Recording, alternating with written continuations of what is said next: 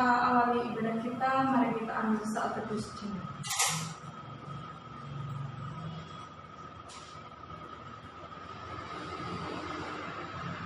Amin. Kita angkat dengan satu pujian yang mengatakan saat pagi hari kita berhenti.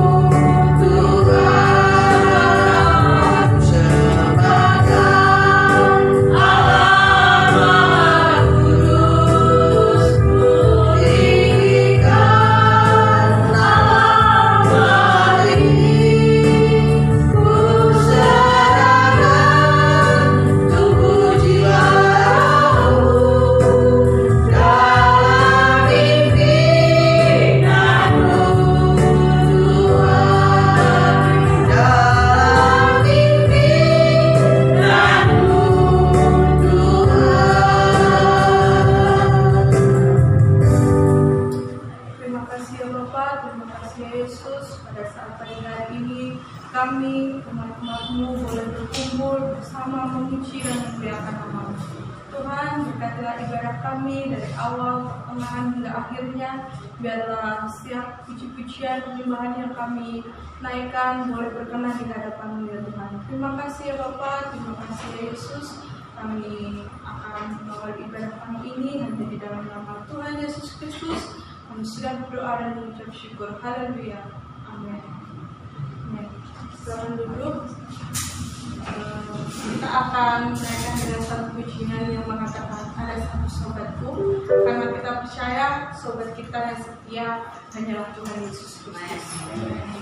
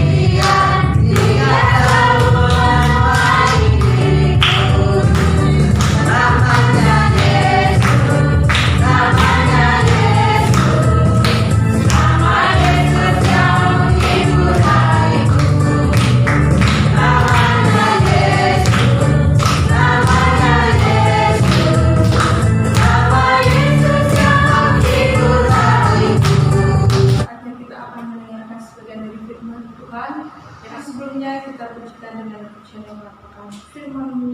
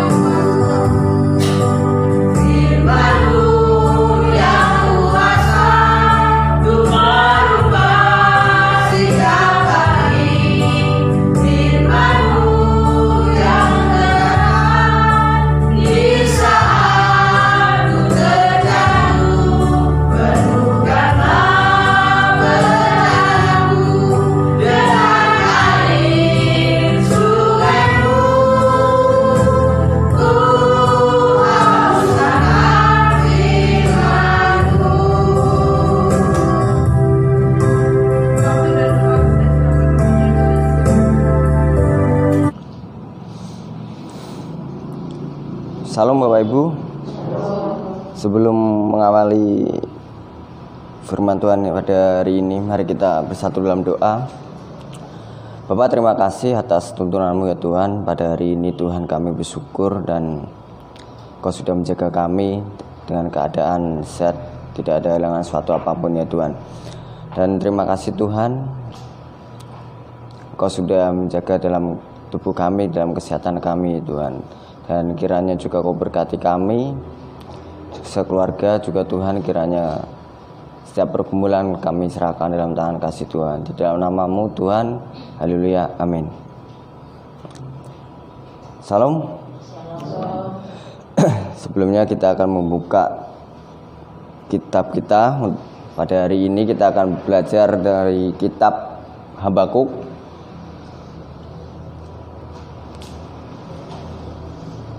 Kita akan membuka kitab Habakuk pasal yang pertama dari ayat pertama dan sampai ke-4. Ucapan ilahi dalam penglihatan Nabi Habakuk. Keluhan Nabi karena ketidakkesetiaan.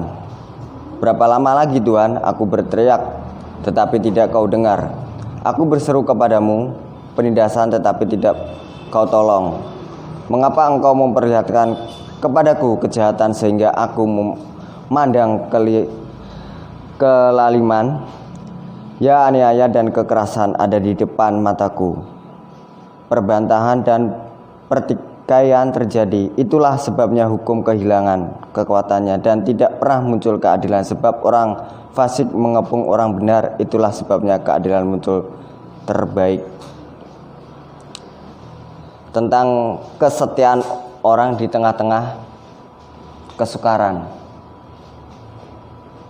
Nah, dari cerita tersebut dari kitab Habakuk ini, yang pertama Habakuk dikasih karunia di dalam penglihatan Nabi Habakuk. Karunia apa? Habakuk itu dikasih karunia sebagai penglihatan, sebagai seorang nubuat juga. Terus ayat yang kedua, berapa lama lagi Tuhan aku berteriak tetapi tidak kau dengar. Ini yang dimaksud adalah di masa Habakuk itu banyak terjadi peperangan, kemiskinan dan sebagainya. Tetapi dari ayat tersebut, berapa lama lagi Tuhan aku berteriak tetapi tidak kau dengar. Aku berseru kepadamu, penindasan tetapi tidak kau tolong. Nah, ya sebagai umat Allah yang sudah mengenal Tuhan, ini juga di garis besar, tetapi tidak kau dengar aku berseru kepadamu, yang artinya kita tidak pernah untuk lelah untuk kita berdoa. Di kalimat aku berseru kepadamu penindasan. Nah, pada saat ini sering kali banyak bencana, maupun banjir, maupun longsor, maupun musibah yang lainnya dan sebagainya. Tetapi dari kitab Habakuk ini kita bisa belajar berdoa itu yang pertama, kita berdoa tidak doa itu karena kena musibah maupun dari jatuh dari motor dan sebagainya. Tetapi Habakuk mengajarkan kita untuk selalu berseru, yang artinya kita jangan untuk berseru itu cuman wah kalau aku punya berkat segini aku berdoa, aku sehat seperti ini aku berdoa, aku menderita aku berdoa. Tapi di saat kita punya maupun tidak punya masalah maupun punya masalah, kita tetaplah berdoa dan berseru kepada Tuhan. Ayat yang ketiga, mengapa engkau memperlihatkan kepadaku kejahatan sehingga aku memandang kelaliman. Nah, dari ayat dan dari kalimat tersebut, mengapa engkau memperlihatkan kepadaku kejahatan, Alkitab mengajarkan kita terbuka. Jadi maksud engkau memperlihatkan kepadaku kejahatan. Jadi Tuhan itu menunjukkan kejahatan seseorang itu seperti ini. Contohnya mungkin terang-terangan di Alkitab, seperti dari ucapan iblis dan sebagainya. Tapi untuk kita apa? Untuk kita mengetahui ini hal yang buruk, ini hal yang baik. Ini yang kerennya dari Alkitab. Jadi bukan berarti kita menutup-nutupi, tetapi membukakan. Tuhan itu sayang sama kita, makanya Tuhan membukakan kejahatan dan kebaikan. Tergantung kita mau milih yang mana.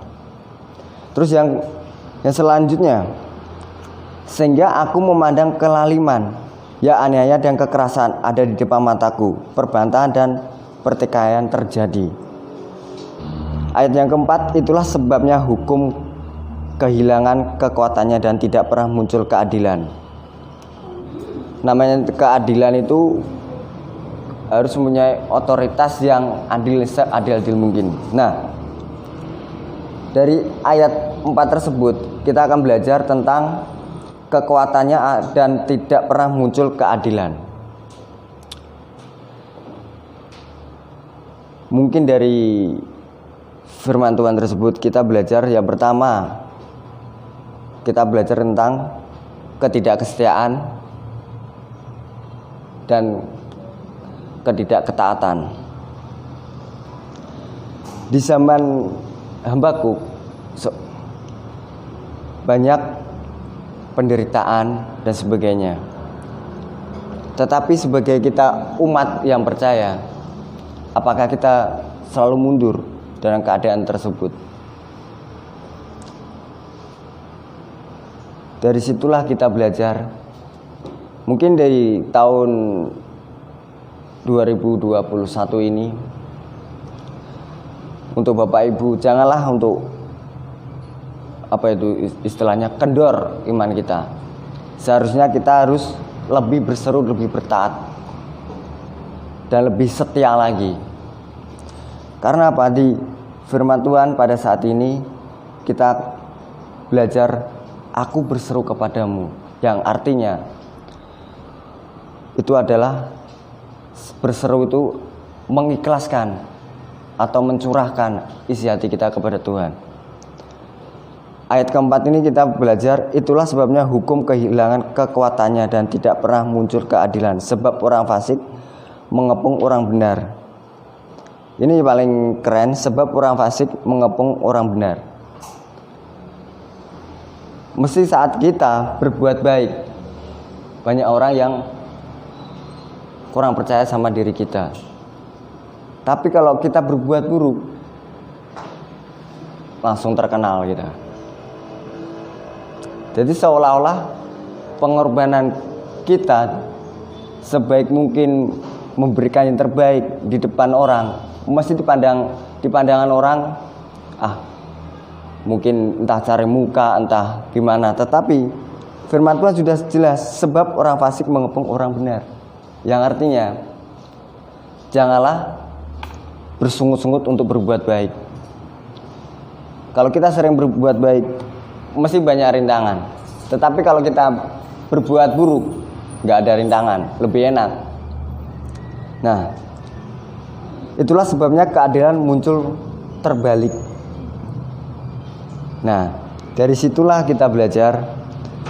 Kita sebagai orang percaya, yang pertama, kita punya jiwa kesetiaan. Dan yang kedua, ketaatan. Ketiga, profesional. Dari situlah kita belajar.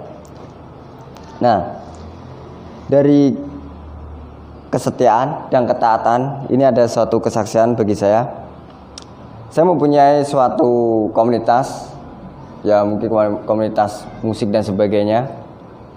Orang setia itu mungkin mudah diucapkan, tapi susah dijalani. Apalagi dari ketaatan.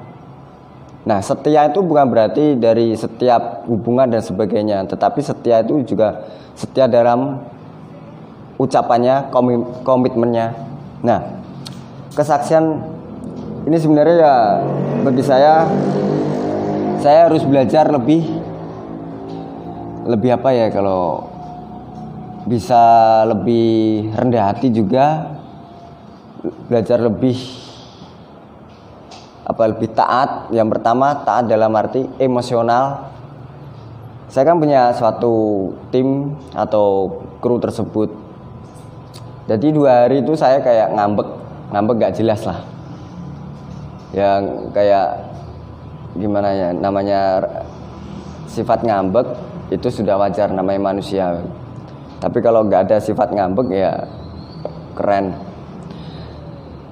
Ngambek 2 hari menurut saya itu baik, menurut saya belum tentu baik menurut pandangan orang lain dan pandangan Tuhan. Nah, dari 2 hari itu saya ngambek kayak ya orang kayak gak jelas, emosi gak stabil dan sebagainya. Tetapi dari firman Tuhan tersebut saya tuh belajar, berarti orang setia, orang taat itu harus diuji. Yang pertama, emosi. Kenapa saya bisa seperti itu? Lah bayangin Bapak Ibu, kita udah janjian nih, ayo kita latihan musik dan sebagainya. Janjian jam 2, teman-teman datangnya jam 5. Bagaimana perasaan tersebut? Pasti sebagai manusia juga kecewa. Ini gimana sih? Janjiannya aja jam 2. Dan katanya mau tampil di sini dan di situ. Nah, akhirnya dari situlah saya belajar. Seumpama saya emosi terus, masalah nggak akan selesai. Kedewasaan di dalam kedewasaan akan nggak akan terjadi. Dari kesetiaan dan ketaatan ini juga ada kedewasaan. Dewasa itu tidak diukur dari usia, tetapi dari jiwa dan hatinya. Seperti juga seni. Seni itu nggak harus sebagai musik. Seni itu nggak harus apa itu? Nggak harus seorang pelukis, pemusik, terus seorang fotografer dan sebagainya. Tetapi seni adalah bagaimana hatimu bisa mengalir di situ. Itulah seni. Seperti kita cinta sama Tuhan, kita sayang sama Tuhan. Itu juga seni. Seni apa? Seni rasa. Kita taat, itu juga seni. Jadi seni itu suatu karya seni bukan berarti mempunyai, aku punya seni nih, bisa gambar. Aku punya seni nih, aku bisa bisa main musik, bisa bernyanyi dan sebagainya. Seni itu bermacam-macam. Dan inilah saatnya mempunyai kita harus punya seni, kesetiaan dan ketaatan. Itu kuncinya. Jadi kita sebagai orang percaya harus mempunyai seni, yaitu ciri khas kita. Kalau kita, banyak orang yang di luar selalu mengatakan ciri khas kita apa? Kasih. Itu otomatis. Kalau kita di luar, oh iya orang Kristen mempunyai jiwa kasih. Tetapi kalau kita sampai dikatakan di luar, orang-orang yang di luar, kita dikatakan orang Kristen itu mempunyai jiwa kasih. Tapi seni kita ada nggak di situ? Mengalir nggak perasaan kita ke situ? Nah, disitulah juga belajar tentang kesetiaan dan ketaatan. Terus ada lagi ketidakkesetiaan. Ketidaksetiaan itu ya seperti tadi, di dalam tim kalau tidak ada ketidaksetiaan bahkan hancur. Seperti iman juga, kalau tidak ada kesetiaan itu pun bakalan runtuh. Nah, makanya dari situlah kita belajar. Firman Tuhan mengajarkan kita bukan langsung berubah secara drastis, tetapi berubah secara pelan-pelan tetapi optimis. Terus dari situlah kita selalu bilang begini, Tuhan, aku setia kepadamu. Tuhan, aku sayang kepadamu. Tuhan, aku mencintaimu. Tapi tindakannya bagaimana? Ini sebenarnya dari ayat tersebut saya juga merenungkan berapa hari gitu, 2 hari. Karena pas 2 hari tersebut saya ya bentrok lah sama tim. Saya bilang, kita sebagai tim harus punya kesetiaan dan ketaatan. Kalau kita nggak punya seperti itu, ya kita akan hancur. Seperti juga iman. Iman kalau nggak ada namanya ketaatan dan kesetiaan, bakal runtuh.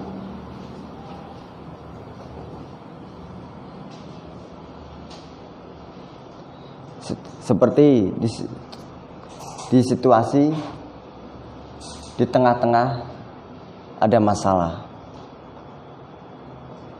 Orang mengatakan kalau kita punya beban berat, kalau kita punya jiwa setia, jiwa taat, seberat apapun masalah kita, kalau kita selalu berseru kepada Tuhan, selalu memuji Tuhan, itu rasanya beban itu seperti tidak ada beban, seperti plong. Mungkin Bapak Ibu pernah mengalami akar pahit mungkin dari masalah apapun. Nah, dari situlah Tuhan mendidik kita dalam kesetiaan kita, ketaatan kita, seberapa kekuatan kita. Di saat di tengah-tengah kita ada masalah, disitulah kita jangan muram, tetapi disitulah kita merasakan senyum. Berarti Tuhan menyayangi aku, Tuhan mencintai aku. Karena apa? Di dalam ayat tersebut, nah di ayat tersebut, Tuhan, aku berteriak tetapi tidak kau dengar. Tuhan bukan berarti Tuhan tidak mendengar. Tuhan tahu kamu itu mampu. Nah, terus yang selanjutnya, aku berseru kepadamu penindasan tapi tidak kau tolong. Tapi bukan berarti Tuhan tidak menolong kita. Tapi justru Tuhan tahu kualitas kamu, kekuatanmu, Tuhan itu mengetahui.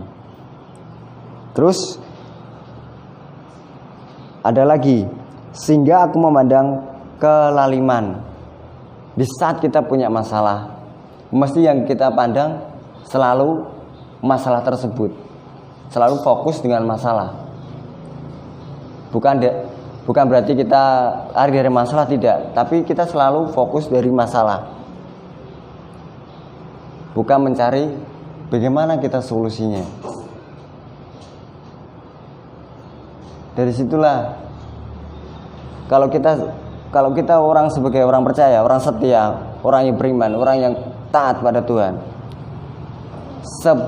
seberat apapun masalah, konflik apapun, kita pasti mempunyai jiwa kedewasaan. Kalau iman kita bertumbuh, kesetiaan kita akan juga bertumbuh, ketaatan pun juga bertumbuh. Itu secara otomatis. Nah, terus itulah sebabnya hukum kehilangan kekuatannya dan tidak pernah muncul keadilan, sebab orang fasik mengepung orang benar. Itu memang benar. Di saat kita punya masalah pun kayak di lingkungan kita itu kayak gimana ya? Kayak seperti kita berusaha untuk bangkit pun susah kalau kita terfokus dengan masalah tersebut. Tapi bagaimana kita meresponi? Ya kita harus berdoa, berseru, memuji nama Tuhan. Nah, ada saya membuka artikel. Artikel itu artikel Kristen. Saya membuka apa sih makna untuk berseru dalam kesehatan? Apa sih makna untuk bersorak-sorai dalam kesehatan? Ternyata kalau kita sering berdoa, sering memuji Tuhan, itu kayak otomatis segala penyakit pun kayak hilang. Karena apa? Kalau kita selalu memuji Tuhan, selalu ibaratnya apa itu? Selalu bersyukur, berseru kepada Tuhan, otomatis saraf-saraf kita yang saraf terhimpit itu akan pudar. Jadi janganlah Bapak Ibu bersedih berterus-terusan. Kalau ada masalah, anggap aja kalau kita pas masak, nyanyilah, memuji Tuhan. Terus kalau enggak, ya kita berdoa dengan senyum, walaupun itu rasanya pahit sepahit mungkin. Tetapi kalau kita benar-benar berdoa dengan hati yang tulus, hati dengan senyuman, sampai kita berseru-seru kepada Tuhan, sampai kita memuji, bersorak-sorai, segala penyakit pun hilang. Karena apa? Di dalam tubuh kita itu punya saraf, mungkin ya saya bukan orang ahli di bidang kesehatan ya, tetapi saya juga belajar. Ternyata kita itu punya kurang lebih 1000 saraf. Jadi faktor tersebut, faktor utama ya sebenarnya kita sakit itu bukan karena makanan, tetapi bisa jadi karena tekanan.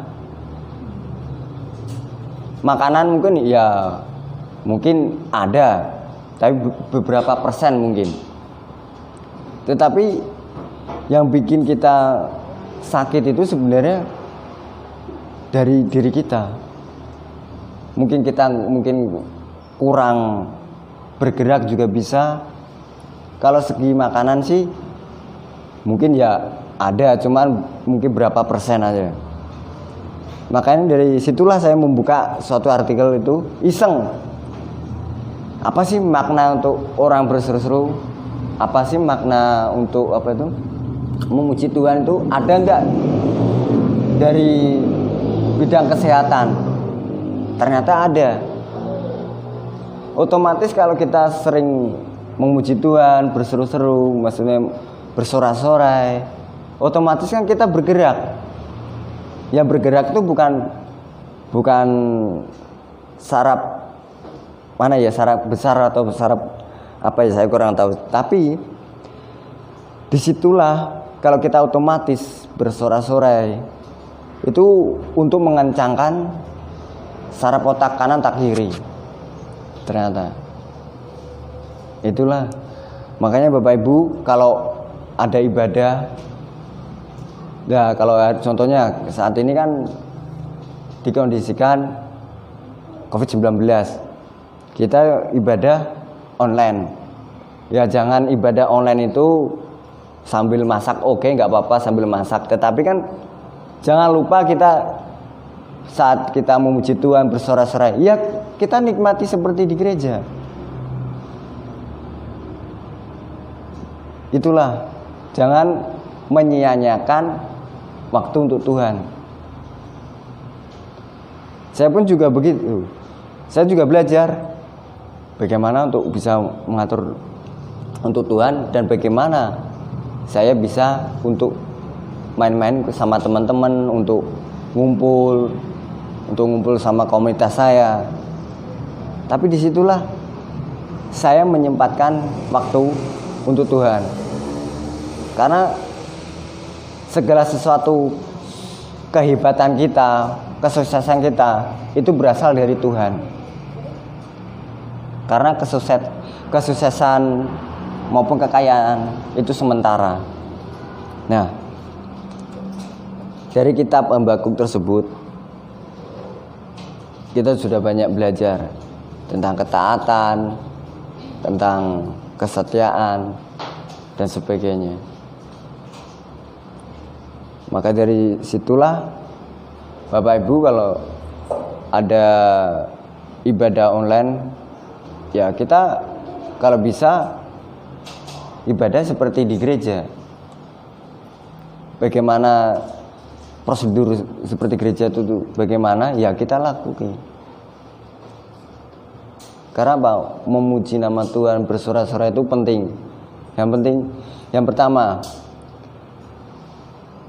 kita sering memuji Tuhan, bersorak-sorai, otomatis aura kita, walaupun kita punya masalah, itu kayak orang di luar, maksudnya orang istilahnya tetangga kita melihat itu kayak, wah ibu itu sepertinya kayak nggak ada masalah. Seharusnya bangga. Saya juga bangga. Saya sudah bersyukur saya bisa mengenal Tuhan. Otomatis kalau orang mengenal Tuhan kan selalu sering memuji Tuhan, sering bersorak-sorai. Saya kemarin kumpul alumni.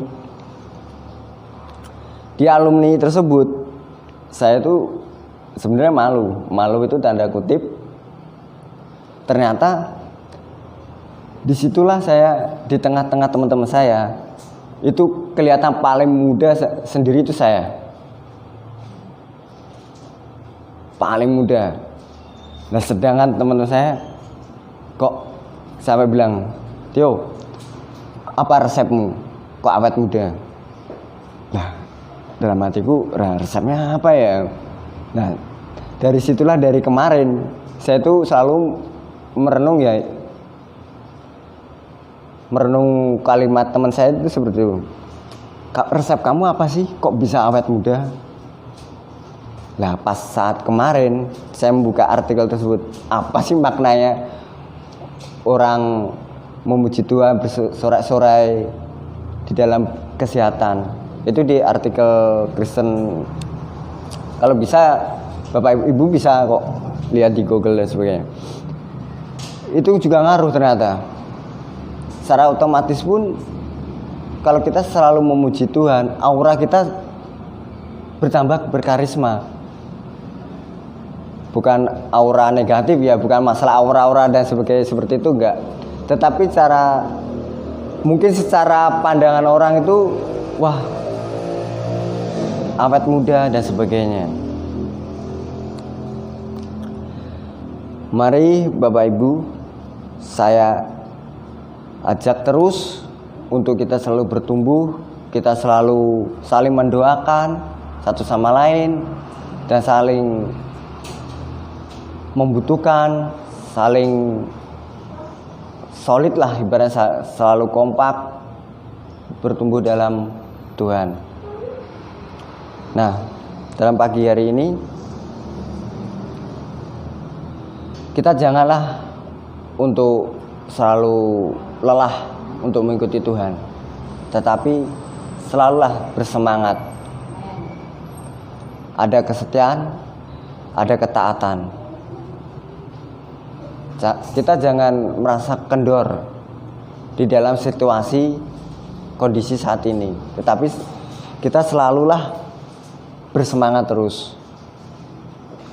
Mungkin untuk anak-anak muda dan sebagainya, selalulah untuk bersemangat.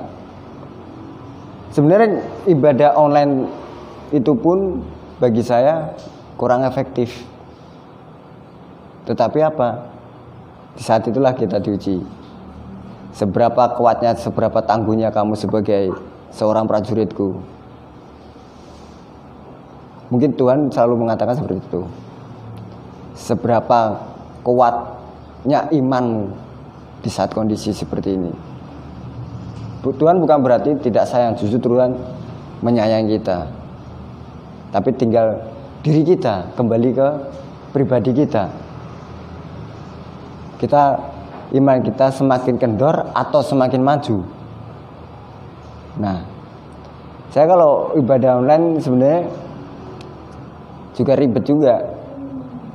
Kayak kalau ibadah secara komunitas kan enak, kita bisa interaksi dengan samping kita, di depan kita, jadi pandangan selalu ramai. Lah kalau kita ibadah kita sendiri, rasanya kayak seperti masakan itu nggak ada bumbunya, hambar. Tetapi dari situlah kita belajar kesetiaan kita di situ. Kadang kalau kita ibadah online pun, nantilah kan online, bebas. Iya bebas, maksudnya itu bebas dalam arti itu bukan berarti seenaknya kita. Tetapi kalau ibadah online, kalau waktu gereja, contohnya kalau gereja ibadah jam 8 lah, ya otomatis kita harus mandi dan sebagainya. Jadi jangan sampai ibadah sambil masak, ya kita nggak fokus. Dari situlah itu juga diuji kita, ketaatan dan kesetiaan. Terus ada lagi, nggak apa-apalah sambil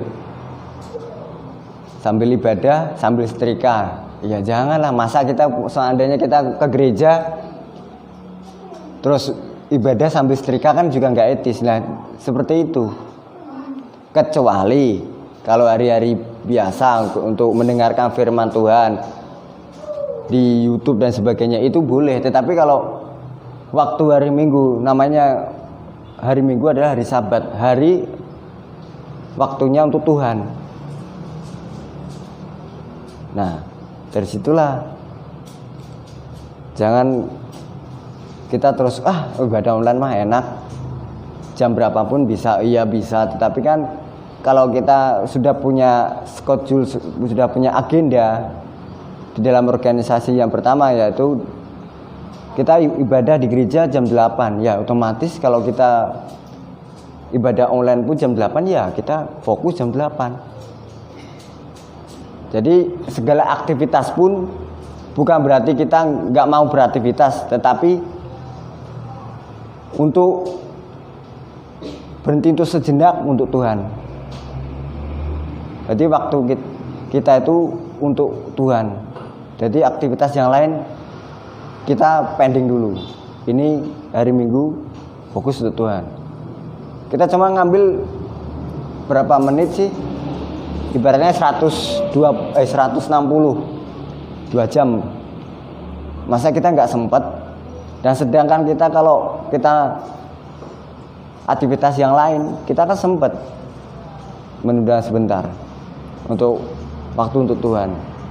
Mungkin untuk waktu itulah Bapak Ibu, makanya kita tuh selalu belajar untuk memanajemen waktu.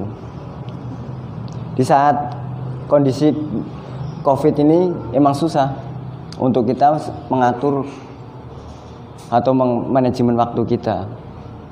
Jadi seolah-olah kita ibadah itu sekarang pun merasakan pasti kendor juga. Saya pun juga merasakan, terkadang saya juga nantilah ibadah. Tapi saya pikir-pikir, masa kita berkomunikasi dengan Tuhan pun kita tunda. Tuhan sudah baik sama kita, bagaimana kita respon kita? Masa kita cuman gitu-gitu aja? Pengorbanan Tuhan itu sangat luar biasa untuk kita. Makanya pada hari ini atau pagi hari ini kita belajar, kita selalu semangat terus melayani Tuhan, semangat terus, dan kesetiaan dan setia itu harus ditingkatkan. Saya pun juga merasakan seperti itu. Orang setia pun gak harus segala pekerjaan, pasangan dan sebagainya, tetapi kesetiaan itu adalah sudah menyangkup semuanya. Mari kita berdoa. Tuhan Bapa kami yang di surga, kami ucap syukur pada hari ini Tuhan. Kami sudah belajar tentang kesetiaan dan ketaatan Tuhan. Tuhan, ajarilah kami menghitung-hitung hari kami sedemikian Tuhan, dan kiranya Tuhan Kau membimbing kami, menuntun kami ya Tuhan. Tuhan, pada hari ini kami berdoa untuk saudara kami, keluarga kami yang mempunyai beban masalah maupun mempunyai masalah tersebut tidak bisa teratasi Tuhan. Kami percaya Tuhan, di tengah-tengah tersebut Tuhan selalu hadir di tempat kami. Tuhan, kami berdoa untuk saudara kami yang mungkin ada yang sakit, kiranya Tuhan Kau jamah, kiranya Tuhan Kau sembuhkan. Kami percaya dengan kuasa-Mu Tuhan, kami percaya dengan keajaiban-Mu juga Tuhan. Tuhan, kami juga berdoa untuk segala pekerjaan kami, kiranya Kau selalu membukakan jalan untuk kami, berikanlah berkat untuk kami Tuhan, dan jauhkanlah kami dari berbagai ancaman maupun ketindasan juga Tuhan. Kiranya Tuhan Kau selalu menuntun kami. Tuhan, kami berdoa untuk bangsa dan negara kami, maupun dari Presiden, TNI, Polri dan sebagainya Tuhan. Kami berdoa untuk Indonesia kami tercinta ini ya Tuhan. Kiranya Tuhan Kau selalu melindungi negara kami ya Tuhan. Tuhan Yesus, Bapa kami yang di surga, Bapa yang kami kenal, yang kami agungkan, di dalam nama-Mu Tuhan kami berdoa. Haleluya. Amin. Bapa kami yang di surga, terima kasih pada pagi hari ini kami boleh menanti kebenaran firman-Mu, bahwa kami kepada ketaatan, bahwa kami kepada kesetiaan dalam mengiring Kau dalam segala keadaan yang ada pada bangsa kami, khususnya saat ini, bahkan seluruh dunia ya Tuhan. Pakai bagi kemuliaan-Mu dimanapun Bapak Ibu Saudara kami berada. Terima kasih, terpujilah nama-Mu Tuhan. Pakai hamba-Mu yang telah firman-Mu ya Tuhan, lebihan bagi kemuliaan-Mu ya Tuhan. Kami serahkan ya Tuhan Yesus segala puji hormat bagi Engkau atas segala sesuatunya, dan Engkau yang berkenan atas semuanya Tuhan. Di dalam nama Tuhan kami Yesus Kristus ya Tuhan, kami berdoa. Mari Bapak Ibu kita berdiri bersama-sama. Allah yang punya kasih, kuasa, dan berkat, kekuatan dalam kehidupan kita yang dilimpahkan untuk kita, kiranya dicurahkan atas Bapak Ibu Saudara sekalian anugerah damai sejahtera, kekuatan dan kuasanya, kasihnya, dan pulanglah jadilah garam dan terang dimanapun Bapak Ibu Saudara berada. Di dalam nama Allah Bapa, Putra dan Roh Kudus, Tuhan Yesus memberkati. Amin.